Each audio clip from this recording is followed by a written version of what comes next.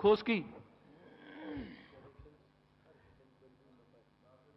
कि बलूचिस्तान से ताल्लुक़ रखते हैं जी साबिर बलोच, तो बलूचिस्तान आधा पाकिस्तान है जी बिल्कुल इलाके के जहाँ भी वो बैठे कोई कम से कम उसको आप फ्लोर दे सर वो कवानीन है ना अभी का जो है जी सुमरो साहब।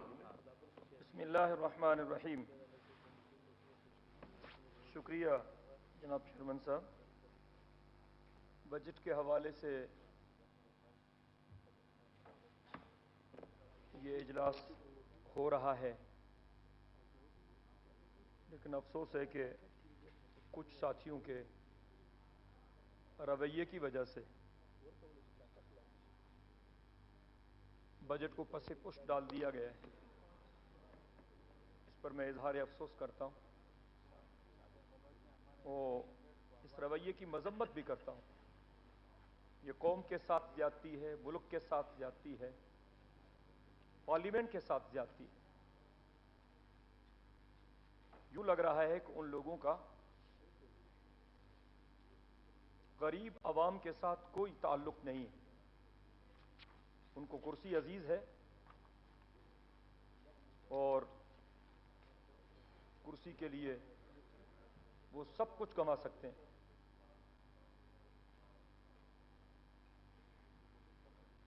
बजट के हवाले से जो कुछ गुजारिशात में अर्ज करना चाहता हूं, मुझे उम्मीद है कि इन चीजों को नोट किया जाएगा। गरीब आवाम की भलाई के लिए बजट में इस्लाहात की जाएंगी, हमारी तजावीज़ को शामिल किया जाएगा और इस बजट को अवामी बजट बनाने की कोशिश की जाएगी।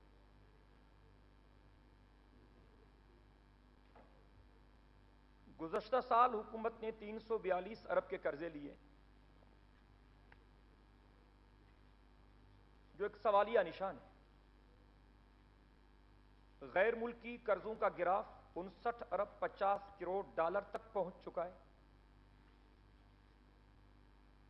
अवामी कर्जों का हुजूम 100 खरब और 20 अरब रुपए तक पहुंच गए। हमारी नाकामी का वाज़ेह सबूत यह है कि आइंदा माली साल 2011 और 12 के दौरान इफरात ज़र की शरह 14% और बजट खसारा 4% के बजाय 5.7% रहने का इम्कान है। ये चीजें हमारी इन्हितात की तरफ, नाकामी की तरफ निशानदेही कर रही। अमन व अमान नाम की कोई चीज नहीं है। यह जो हमने अपने आप को पार्टनर बनाया हुआ है नाम निहाद जंग का, कि यह वॉर अगेंस्ट टेरर है। हर साथी का अपना नुक्ता नजर है, हर पार्टी का अपना ख्याल है। मैं ईमानदारी के साथ समझता हूं कि जब से यह जंग शुरू हुई है दहशतगर्दी में इजाफा हुआ। अगर आप आदाद शुमार, नुकसानात, उनका जायजा लें, कोई कमेटी बिठाएं, तो ये जो नाम निहाद जंग शुरू की गई वॉर अगेंस्ट टेरर के नाम से, इससे पहले बदअमनी कम थी और इसके बाद बदअमनी बढ़ी है। इससे पहले दहशतगर्दी कम थी और इसके बाद दहशतगर्दी में इजाफा हुआ है। हमने तो पहले कहा था कि यह दहशतगर्दी के खिलाफ जंग नहीं है, यह इस्लाम के खिलाफ जंग है, यह मुसलमानों के खिलाफ जंग है, यह हमारे खिलाफ जंग है। इस जंग में 30-35 हजार के लगभग हमारे बेगुनाह शहरी शहीद हो चुके हैं। इस जंग में 5000 के लगभग हमारे मुसल्लह जवान लुकमा अजल बन चुके हैं। लेकिन अमेरिका सरदार की तरफ से अभी तक हमारे ऊपर अदम इत्मीनान का इजहार किया जा रहा है। मुराआत इंडिया को दी जा रही है, पाकिस्तान को नहीं दी जा रही, और डू मोर का मुतालबा किया जा रहा है। पॉलिसियों पर नजर-ए-सानी की जरूरत है।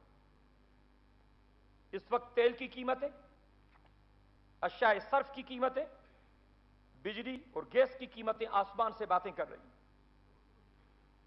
लोड शेडिंग से निपटने के लिए कोई मंसूबाबंदी नहीं। बेरोजगारों को रोजगार देने के लिए, नए कारखाने खोलने के लिए, रोजगार के नए मौके पैदा करने के लिए, बंद कारखानों को दोबारा चलाने के लिए कोई रोड मैप नहीं दिया गया।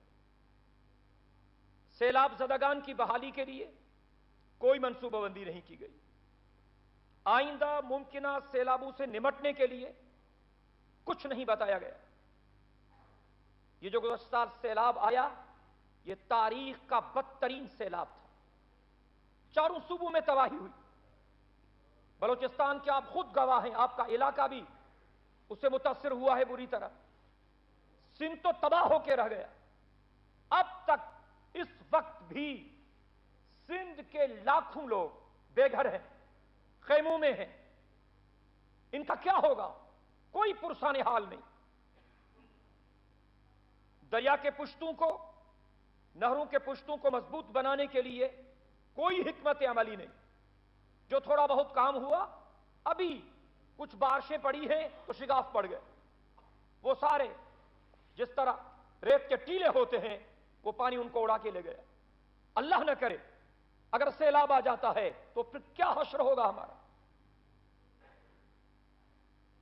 इस बजट में बैरूनी कर्जों पर सिर्फ सूद की अदायगी की मद में 790 अरब 97 करोड़ मुख्तस किए गए। हमने शुरू से कहा है कि खुद इन्हिसारी की पॉलिसी अपनाई जाए। यह गलत है कि हम अमरीकी इमदाद के बगैर जिंदा नहीं रह सकते। यह गलत है कि हम कुफ्फार की इमदाद के सिवा गुजारा नहीं कर सकते। मैं समझता हूं कि अल्लाह रब्बुल इज्जत ने हमारे मुल्क को बहुत बड़ी नेमतों से नवाजा है। क्या कुछ हमारे रब ने हमें नहीं दिया, लेकिन सब कुछ करप्शन की नजर हो रहा। अगर हम अपने खर्चों को कम करें, पेट पर पत्थर बांधें, और मैं समझता हूं अगर हमारे हुक्मरान इस किस्म की हिकमत अमली तय करें तो कौम कुर्बानी देने के लिए तैयार है। यह हमारा सारा गुजर सफर कर्जों पर हो रहा है। इस हिकमत अमली को तब्दील करने की जरूरत है। खुद इन्हिसारी की पॉलिसी जब तक नहीं अपनाएंगे, जब तक कशकोल नहीं तोड़ेंगे, तब तक हम बाइज्जत जिंदगी नहीं गुजार सकते। हमने पहले भी तजवीज दी है काफी मरतबा कि अगर दो चीजों पर अमल हो जाए तो हम अपने पांव पर खड़े हो सकते। हमारे सियासतदान, बड़े बड़े लोग, बड़ी बड़ी पार्टियों के कायदीन, उनके जितने असासे मुल्क से बाहर पड़े हुए वो पाकिस्तान में। यहां कारखाने लगाए, जो कमाई होगी वो खुद लेंगे, गवर्नमेंट सिर्फ टैक्स लेगी, लेकिन लाखों लोगों को रोजगार मिलेगा। हम अपने पांव पर खड़े हो सकते। अगर हमारे सियासतदान और बड़े बड़े लीडर यह इशार नहीं करते तो फिर औरों को क्या तरकीब देंगे आप? नंबर 2, क़याम पाकिस्तान से लेकर आज तक जिन लोगों के कर्जे माफ किए गए, उनसे बहक के सरकार वो कर्जे वापस लिए जाए। आपको पता है चेयरमैन साहब कि यहां पर गरीब आदमी का कर्जा माफ नहीं होता, उसका तो सूद भी माफ नहीं होता। वो असल रकम दे चुका होता है, लेकिन सूद पर सूद बढ़ता चला जाता है और उसकी जिंदगी उसमें चली जाती है। उसके साथ कोई रियायत नहीं की जाती। यहां पर कर्जे उनके माफ किए जाते हैं जो अरबों और खरबों में खेलते हैं। यह कौम के साथ मजाक है। तो मेरी दूसरी तजवीज इस हवाले से यह थी कि उन लोगों से कर्जे वापस लिए जाएं जो अरबों खरबों में हैं, तो हम अपने पांव पर खड़े हो सकते हैं। इस बजट में बेहतर होता अगर ऐवान सदर और ऐवान वजीर आजम के खर्चे कम किए जाते। मैंने तजवीज दी थी कि कम से कम ऐवान सदर और ऐवान वजीर आजम से इब्तिदा होनी चाहिए, फिर क़यादत का असर अवाम पर पड़ता है। अगर इन ऐवानों के खर्चे 50% कम कर दिए जाए तो इसके बेहतरीन असरात निकलेंगे। सूबों को जो विजारतें मुंतकिल की गई है उनके लिए 1 रुपया नहीं रखा गया, किस तरह चलाया जाए? और फिर मैं समझता हूं कि काफी सुकुम रह गए हैं। जो हमने कुछ इख्तियारात सूबों को दिए, उनको चलाने के लिए हमने कोई मंसूबाबंदी नहीं की। اب ان وزارتوں میں کام کرنے والے لوگ بیچارے مارے مارے پھر رہے. کل میرے پاس صوبہ سندھ کے 27 ڈاکٹرز کا ڈیلیگیشن آیا جو شیخ زید ہاسپٹل کوئٹہ میں کام کر کانٹریکٹ پہ. ان کو کہہ دیا گیا ہے کہ 1 مہینے کے اندر آپ گھر چلے جائیں, ہمیں آپ کی کوئی ضرورت نہیں, اپنا بوریا بستر لپیٹ لیں. کہاں جائیں گے وہ بیچارے ڈاکٹرز جو برسہ برس سے وہاں پر کام کر رہے ہیں؟ ان کے لیے کوئی حکمت عملی بنانی چاہیے.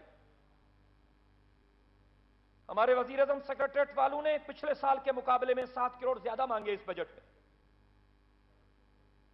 اور جو کچھ مہنگائی ہو رہی اس کے مقابلے میں جو تنخواہوں میں اضافہ کیا گیا اس کی کوئی مناسبت نہیں.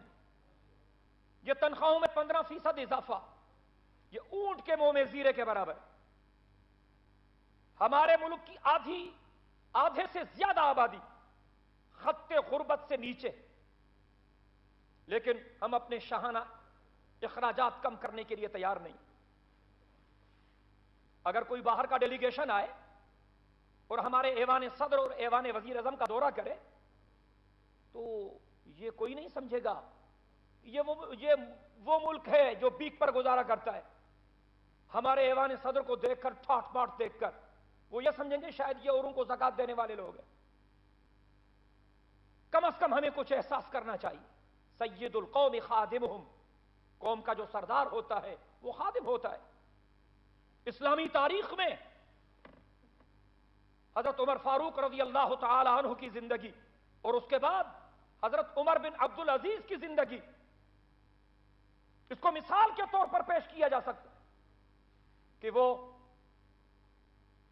آدھی دنیا سے زیادہ خطے پر حکومت کرنے والے چٹائیوں پر سوتے تھے اور فقیری کی زندگی اختیار کی ہوئی تھی. جان بوجھ کے انہوں نے بادشاہی میں فقیری کی, اور جناب رسالت مآب صلی اللہ علیہ وسلم کی زندگی سے ہمیں یہی درس ملتا ہے. یہ کفایت شعاری جب تک ہم اس کو نہیں اپنائیں گے کس طرح نکلیں گے ان چکروں سے. صدر اور وزیر اعظم کے دوروں کے لیے 2 ارب روپے رکھے گئے. 2 ارب سے ایک چھوٹی ریاست چلائی جا سکتی ہے. ان خرچوں کو کم کرنے کی ضرورت ہے. وزیر اعظم ہاؤس کے باغات کی تزئین اور آرائش کے لیے 1 کروڑ 53 لاکھ روپے رکھے گئے. صرف باغات کی تزئین و آرائش پرائم منسٹر ہاؤس کی. پرائم منسٹر کے ساتھ کام کرنے والے ملازمین کی تنخواہوں پر جو خرچہ ہو رہا ہے وہ 54 کروڑ اور 60 لاکھ روپے. اس سے 2-4 ضلع چلائے جا سکتے ہیں. ایوان صدر کے باغات کی تزئین کے لیے 1 کروڑ 50 لاکھ رکھے گئے. اگر یہ سیلاب زدہ علاقوں پر خرچہ ہو جائے تو ان بیچاروں کی زندگی بن سکتی ہے.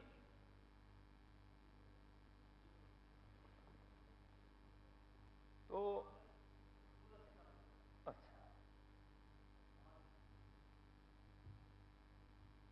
مطالبہ تو یہ کیا گیا تھا, تاجروں کا مطالبہ یہ تھا کہ سیلز ٹیکس میں 10% کمی کی جائے, لیکن صرف 1% کمی کی گئی.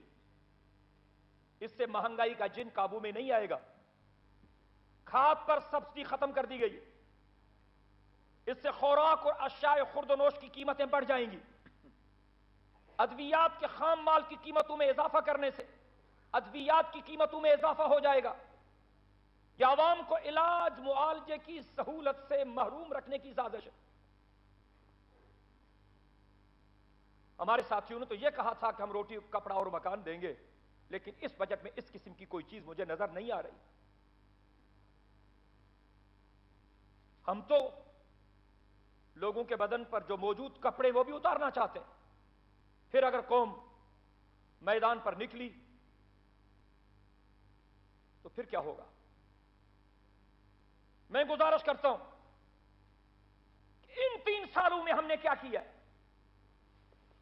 پہلے تو ڈکٹیٹروں نے ہمارا بیڑا غرق کیا, آمروں نے ہمارا ستیہ ناش کیا, لیکن ہم کب تک کہتے رہیں گے کہ یہ سب کچھ ہمیں ورثے میں ملا ہے؟ ہم نے کیا کیا ہے؟ لوگ ہم سے یہ پوچھ رہے ہیں. ہم نے ان 2-4 سالوں میں مہنگائی کے بم گرائے ہیں لوگوں پر, بھوک اور بے روزگاری کے بم گرائے ہیں لوگوں پر, کرپشن کے بم گرائے ہیں لوگوں پر, میرٹھ کا قتل عام کیا ہے ہم نے, اقربا پروری کے بم گرائے ہیں لوگوں پر ہم نے, اسٹریٹ کرائم کے بم گرائے ہیں ہم نے, लोड शेडिंग के बम गिराए हमने, तेल की कीमतों में इजाफे के बम गिराए हमने। जनाब आली, वजीर खजाना को चाहिए था कि वो बजट पेश करने से पहले जिंदगी के मुख्तलिफ शोबों के जिम्मेदारान से मीटिंगें कर, ताजिरों से, चेंबर के लोगों से, सनअत के माहिरीन से, ज़राअत के माहिरीन से, लेकिन वो तो मीटिंग्स करते रहे IMF वालों से। तो ये बजट भी उनका होगा, हमारा तो नहीं है। इस बजट के नतीजे में मैं समझता हूं कि मईशत, ज़राअत और सनअत मजीद तबाह होगी, कोई संभाला नहीं मिलेगा उनको। हम लफ्जों की जादूगरी के जरिए लोगों का पेट नहीं भर सकते, हमें अमली इक़दाम करने होंगे। आप देखें कि तालीम और सेहत जैसे अहम सेक्टर्स, उनके लिए कुछ भी नहीं किया गया। इस बजट से गरीब आदमी को क्या रिलीफ मिलेगा, इस पर सोचने की जरूरत है। मैं समझता हूं कुछ भी नहीं। इन 2-4 सालों में महंगाई 100 से 300% तक बढ़ी है। आप अशिया के रेट्स देखें, सिर्फ दाल और रोटी की कीमतों को देखें, ये कितना इजाफा हुआ है। आज से 3 साल पहले कीमतें क्या थीं, इस वक्त कीमतें क्या हैं। बांग्लादेश और श्रीलंका हमसे आगे बढ़ गए, हम उनसे भी पीछे रह गए। क्या हमारे लिए शर्म की बात नहीं है? पाकिस्तान बुनियादी तौर पर ज़राई मुल्क है, लेकिन ज़राअत की बेहतरी के लिए हम सोचने के लिए भी तैयार नहीं। आप जरा कीमतों का तज्जिया करें कि आज से 3 साल पहले अशियाए सर्फ की कीमतें क्या थीं और इस वक्त अशियाए सर्फ की कीमतें क्या। 3 साल पहले आटा 13 रुपए, अब 35 रुपए। 3 साल पहले प्याज 15 रुपए, अब 75 रुपए। 3 साल पहले लहसुन 32 रुपए, अब 250 रुपए। 3 साल पहले चीनी 21 रुपए, अब 90 रुपए। 3 साल पहले चावल 48 रुपए, अब 110 रुपए। 3 साल पहले दाल 36 रुपए, अब 146 रुपए। 3 साल पहले हल्दी 60 रुपए, अब 340 रुपए। 3 साल पहले दूध 32 रुपए, अब 60 रुपए। पेट्रोल पहले 50-54 तक था, अब 90 रुपए। डॉलर उस वक्त 60 का, अब 87 से बढ़ चुका है। GST पहले 15%, अब 25%। लोड शेडिंग 3 साल पहले 30%, अब 200%। हम कहां जा रहे हैं? हम क्या कर रहे हैं? सिर्फ लफ्जों के हेर फेर से हम तमाम मामलात को ठीक कर लेंगे। जनाब आली, करप्शन बहुत बड़ा मसला है पाकिस्तान का। अगर आपने करप्शन के दरवाजों को बंद नहीं किया तो अल्लाह न करे मुल्क तबाह होकर रह जाएगा, कुछ नहीं बचेगा। दीमक की तरफ चाट रहे हैं वो लोग। चेयरमैन FBR ने इकरार किया है कि गुज़श्ता साल मुल्क में 572 अरब रुपए की टैक्स चोरी हुई। कहां गए ये पैसे? है कोई इनका एहतसाब करने वाला? है कोई ऐसा इदारा जो इनके गिरेबान में हाथ डाले? 572 अरब रुपए की टैक्स चोरी हुई है, जिसका एतराफ चेयरमैन FBR ने खुद किया है। ऑडिटर जनरल ने एतराफ किया गुज़श्ता 1 साल में पेट्रोलियम की वजारत में गुज़श्ता 1 साल में 57 अरब 16 करोड़ और 30 लाख की खुर्द बुर्द। ये मसाइल हैं हमारे, जिनके लिए हमारे पास कोई टाइम नहीं है सोचने के लिए। हमें अपोजिशन की कुर्सी चाहिए, हम बाइकाट करेंगे। 3 तारीख से इजलास चल रहा है, हमारे साथियों को कोई दिलचस्पी नहीं। यह बहुत बड़ा मजाक है कौम के साथ। हुक्मरानों को भी सोचना चाहिए, अपोजिशन के लोगों को भी सोचना चाहिए। पूरे मुल्क का मसला है, गरीब आवाम का मसला है, पूरी कौम का मसला है, वरना तारीख हमें माफ नहीं करेगी। मैंने पहले भी कहा और अभी अर्ज करता हूं कि हिम्मत की जाए। यह हुकूमत अगर यह हिम्मत करे कि ऐलान कर दे कि आज के बाद हम कर्जे नहीं लेंगे, खुदा की कसम पब्लिक खैर मकदम करेगी, वेलकम करेगी। जो अपने वसाइल हैं उनके मुताबिक हम चलेंगे। मैं मानता हूं तकालीफ आती हैं और आएंगी, लेकिन फिर अल्लाह की नुसरत भी आएगी जब हम अखयार की गुलामी से निकलकर अल्लाह के दर पर सजदा रेज होंगे, अल्लाह के दर पर तौबा करेंगे, अल्लाह की तरफ रुजू करेंगे, अल्लाह और अल्लाह के रसूल के अहकामात को मानेंगे, तो फिर अल्लाह की मदद आएगी, फिर अल्लाह की नुसरत आएगी। इन्नल्लाह ला युगय्यिरु मा बिकौमिन हत्ता युगय्यिरु मा बिअनफुसिहिम। खुदा ने आज तक उस कौम की हालत नहीं बदली, न हो जिसको ख्याल खुद आप अपनी हालत के बदलने का।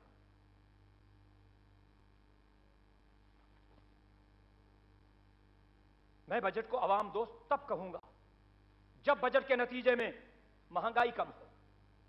मैं बजट को अवाम दोस्त बजट तब कहूंगा जब उसके नतीजे में रोजमर्रा के इस्तेमाल की अशिया की कीमतें कम हो जाएंगी। मैं बजट को अवाम दोस्त बजट तब कहूंगा जब उसके नतीजे में बेरोजगारों को रोजगार मिलेगा। मैं बजट को अवाम दोस्त बजट तब कहूंगा जब मुलाजिमतों के नए मौके पैदा होंगे। मैं बजट को अवाम दोस्त बजट तब कहूंगा जब गरीब लोगों को रिलीफ मिलेगा। मैं बजट को अवाम दोस्त बजट तब कहूंगा जब करप्शन के दरवाजे बंद किए जाएंगे। लेकिन इस बजट में मुझे इस किस्म की कोई चीज नजर नहीं आ रही। बेरोजगारी की शरह तेजी से बढ़ रही है। सरमायाकारी इंतहाई हद तक कम होती जा रही है। गुर्बत में इजाफा हो रहा है। 2004 और 5 में अगर गुज़श्ता रिकॉर्ड को सामने रखा जाए, 2004 और 5 में पाकिस्तान एशिया की मईशत में तेजी से तरक्की करने वाले ममालिक में तीसरे नंबर पे था। मैं रिपीट करता हूं, 2004 और 5 में पाकिस्तान एशियाई ममालिक में से वो मुल्क जो मईशत में तेजी के साथ तरक्की कर रहे थे, पाकिस्तान तीसरे नंबर पे था, जबकि चीन और भारत पहले और दूसरे नंबर पे थे। मगर बदकिस्मती से इस वक्त पाकिस्तान का शुमार सबसे आखिर में। 2007 में पाकिस्तान में सरमायाकारी मईशत के हुजूम की 22.5% थी, जो अब कम होकर 13.4% रह गई। मुल्की बचत जो 16.3% थी, अब 9.5% रह गई है। मैं समझता हूं कि इस बजट में एक तबके को टैक्सेस से बचाने की कोशिश की गई। सारा बोझ यानी ज्यादा बोझ गरीब पर डाल दिया गया है। वेल्थ टैक्स के लिए पहले आमदनी की हद 5 लाख थी, अब उसको 10 लाख कर दिया गया। अमीर बचेगा, गरीब नहीं बचेगा। 31 अरब के नए जनरल सेल्स टैक्स और फेडरल एक्साइज टैक्स के जरिए ये टैक्स वसूल किए जाएंगे जो गरीब आवाम को देना पड़ेगा। खाद पर लगाए गए जनरल सेल्स टैक्स से 35 अरब रुपए और जो ज़राअत के लिए कीड़ेमार अद्वियात होती हैं उसे 2 अरब रुपए, ट्रैक्टरों पर 7 अरब रुपए हासिल किए जाएंगे और यह सब कुछ गरीब आबादकारों से लिया जाएगा। इसका बोझ गरीब आवाम पर पड़ेगा। और मैं इस तरफ भी आपकी तवज्जो मबजूल कराना चाहता हूं।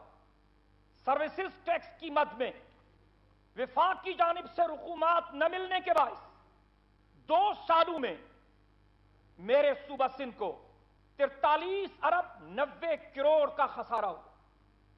मैं इस पर एहतजाज करता हूं। इस बजट में सर्विसेज टैक्स की मद में सिंध के लिए 58% की जगह 26.31% के हिसाब से रकम रखी गई है, जो सिंध के साथ खुली नाइंसाफी है। इंसाफ होना चाहिए। मैं अहालियान सिंध की तरफ से इंसाफ का मुतमन्नी हूं और इल्तिमास करता हूं कि सिंध के साथ इंसाफ किया जाए।